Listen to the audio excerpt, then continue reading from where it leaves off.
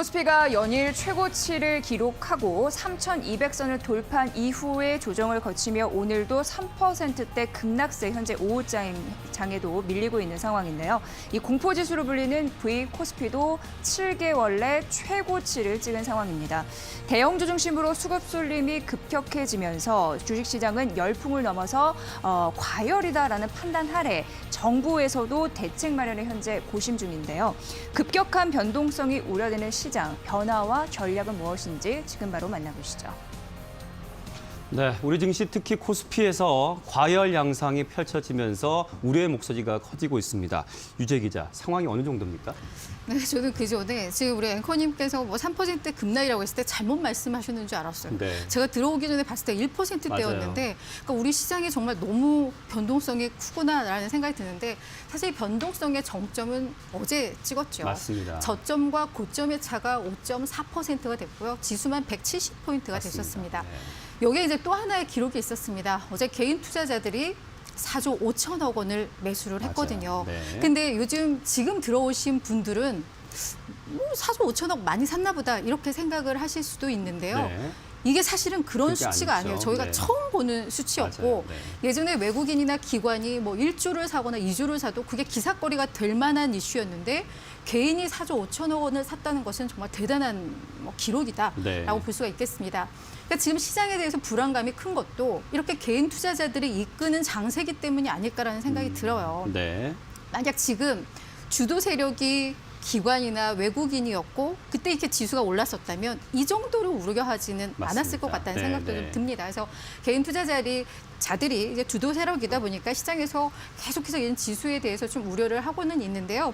하지만 저는 조금 다른 생각인 게 개인 투자자들이 주로 대형주를 사고 있습니다. 그렇죠. 네. 예전 같았으면은 중소형주나 코스닥 개별주 위주로 샀던 개인들이 네. 최근에는 뭐 삼성전자, SK 하이닉스, 현대차, 카카오 이런 대형주 중심으로 매수를 하고 있어요. 근데 대형주를 많이 사다 보니까 대형주의 변동성도 커지는 것은 있지만 대형주들은 사실 펀더멘털이 어느 정도 보장이 된 종목들이잖아요. 그렇죠. 네. 그런 측면에 있어서 이렇게 우려할 상황인가? 라는 생각은 좀 들고요. 또 네. 이렇게 이야기하는 전문가들도 많습니다. 많습니다. 다만 이제 문제는 네. 속도와 그 투자금의 성격이 아닐까 싶어요. 네. 단기적으로 너무 많이 올랐고 이 투자금이 정말 여유 자금이라면 기다리면 돼요. 현대차도 2, 3년간 기다린 적이 있었고 삼성전자도 1년 정도 쉬어간 적이 있어요.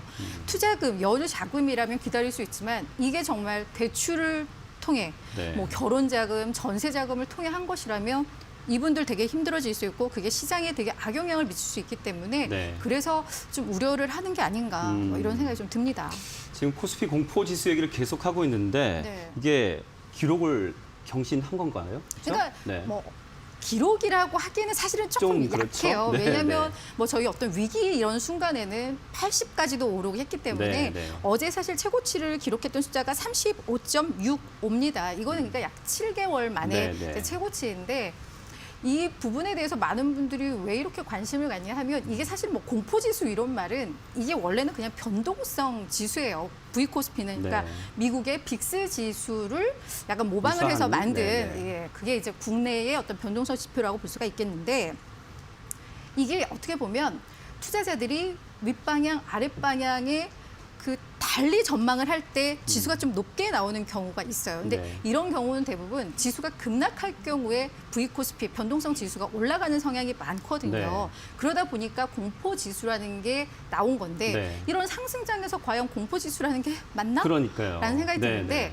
이렇게 이례적인 것은 지금 시장이 사실 어떤 우리가 이해할 수 있는 상승은 아니잖아요. 이게 유동성의 힘으로 가다 보니까 시장에 대한 전망 자체가 쉽지 않은 것. 그래서 변동성이 좀 커지고 있는 것도 있고 지금 여기서 더 간다는 의견과 그렇지 않은 의견들의 이제 투자자들의 의견이 맞서면서 분분하고, 이제 변동성이 네. 좀 커지면서 이 지수가 올라간 이런 상황이라서 네. 이 지수는 그냥 좀 참고 정도 그만큼 시장의 불확실성이 커졌구나. 네. 투자자들의 의견이 정말 다르구나. 네. 이런 지표로 좀 이해를 하시면 될 것 같습니다. 그러니까 이름 자체 공포 지수다 보니까 조금 두려워하실 수 있지만 참고할 사항 정도면 되겠다 예, 예. 정도로 네, 이해를 하시면 될 것 변동성이 같습니다. 커지고 있다. 네네. 자, 그러면 이렇게 시장이 과열된 건 분명히 사실이란 말이에요. 그럼 정부에서는 지금 이 상황을 그냥 지켜만 보진 않을 것 같은데 대책이 좀 나오고 있습니까, 김정우 기자? 네, 지금 일반 투자자들 사이에서 이게 주식 열풍이 얼마나 뜨겁냐면요. 네. 제 주변만 보더라도 기존에 주식에 관심이 없던 분들이 네. 이제 제가 기자다 보니까 네. 이제 주식을 시작하고 싶다. 음. 어떻게 배우면 되냐. 아니면 좀 종목을 추천해달라. 네. 이럴 정도예요. 네.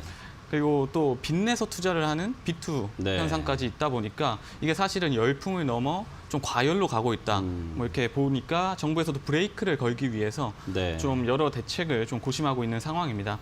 우선 금융당국이 지난해 3월 코로나에 따른 주가 폭락을 막기 위해서 한 1년간 한시적으로 공매도 이제 금지 조치를 했잖아요. 네.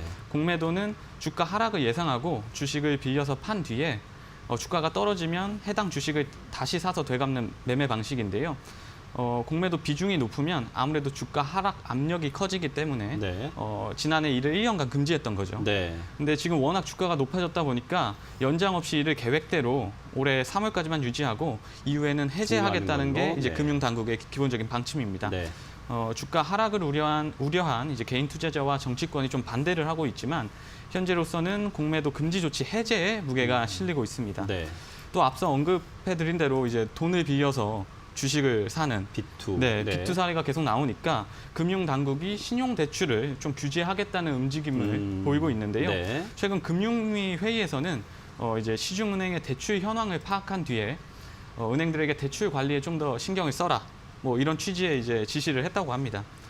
이제 통상 보면 1월이 이제 기업들이 성과급을 주고 연말 네. 상여금을 주다 보니까 신용 대출이 굉장히 줄어드는 시즌이거든요. 근데 올해는 지금 최근 일주일 사이에 5대 시중은행의 신용대출 잔액이 네. 4,500억 원 이상 늘었고요. 네. 또 신규 마이너스 통장 개설도 한 7,400여 개나 개설이 됐다고 합니다. 네. 네. 금융권에서는 결국 이게 주식으로 흘러 들어간 것으로 보고 좀 신용대출을 좀 옥죄려는 그런 움직임들을 좀 보이고 있습니다. 네. 특히 은행들에게 좀 한도 내에서 좀 계획적으로 대출을 실행하라. 뭐 이런 지침을 내릴 것으로 보이고요. 뭐 대출 문턱도 조금 높이려는 움직임들이 조금씩 부착되고 있습니다. 이 시간에 저희가 그 신용대출 그 문턱을 은행에서 이제 닫고 있다라는 얘기를 연말에 했었는데 새해 들어서 다시 또 여는 느낌이지만 이것이 생활자금, 사업자금 대출하면 괜찮지만 특정 자금을 쏠린다는 건 조금 규제에 들어갈 수 있다라는 거 참고해 주셔야 될 것 같습니다. 자, 이재 기자, 이 전문가분들은 지금 시장 상황이나 이런 지금 상황에 대비한 전략을 어떻게 지금 채우고 있습니까? 네, 전문가들조차 이번 시장에 참 어렵다라고 입을 모아서 얘기를 하고 있는데요. 사실 지금 시장의 힘은 유동성 때문이다라고 네. 볼 수 있는데 유동성의 대표적인 잣대는 개인의 투자 자금입니다. 대표로 우리가 생각해 볼 수 있는 건 키움증권의 예인데요. 왜냐하면 네. 키움증권 같은 경우에는 개인들의 대표 거래 창구의 예이기 때문입니다. 그런데 이곳을 파악해 보니까 작년 4분기만 하더라도 신규 계좌 개설이 100만 개에 육박하는 흐름들이 나타났습니다. 어제 개인이 또 코스피를 4조 이상 샀고요. 그리고 중요한 부분이 이게 대기 자금, 투자자 예탁금이 확인해 보니까 67조를 현재 넘어가고 있는 상황입니다. 그러니까 예전에 뭐 부동산에서도 패닉바잉이라는 얘기를 했잖아요. 네. 그러니까 나만 주식이 없어서 수익을 못 보는 데 대한 심리적 괴리감 이런 부분은 좀 지속이 될 것이다. 그래서 단기 추세에 끝나는 거 아니고 장기적으로 이런 흐름들은 이어질 것이다라고 판단은 되고 있는 상황입니다. 하지만 시장 변동성이 계속 커지고 있는 상황이라서 단기 급등 대형주에 대한 전략이 좀 변화할 가능성을 좀 보셔야 되는데요. 실적 대비 저평가 종목으로 갈아타거나 일부 현금화 전략도 올바를 수 있다라고 얘기를 하더라고요. 네. 그러니까 결론적으로 유동성은 끝나지 않았습니다. 그러나 중요한 거는 우려감은 있는 상황입니다. 그렇기 때문에 국내 증시 조정 이후에 재반등 가능성이 있으니까 이 부분을 노려라라는 전략도 또 다수였습니다. 자, 윤지호 이베스트 투자증권 리서치 센터장의 말을 저희가 좀 분석을 해봤거든요. 함께 여러분도 들어보시죠. 여전히 기업의 이익 대비해서 주가는 여전히 좀 높은 수준에 있고요. 수익을 중시하는, 기업의 이익을 중시하는 기관이나 외국인들 주식을 줄이고 있는 상황이고, 반면에 개인 투자자분들은 뭐 장기적인 어떤 구조 변화를 염두에 둔 매수를 이어가고 있습니다. 근데 오늘 좀 변화가 생긴 거는 이끌어가던 반도체라든가 자동차 주식들이 좀 주춤한 상황에서 중소형주들의 반등이 좀 나오고 있는데요. 일단 제가 생각하기에는 이러한 흐름이 마냥 지속될 수는 없거든요. 주가가 좀 위로 슈팅한 상황이기 때문에 어느 정도 좀 급하게 주식을 매수하시기보다는 좀 변동성을 활용한 접근이 낫지 않을까 봅니다. 네, 이런 상승장에서 신규 매수 언제 들어갈까 눈치 보고 계셨던 투자자분들께서는 조정 국면에 대한 언급이 있으니까 참고 좀 하시기 바랍니다.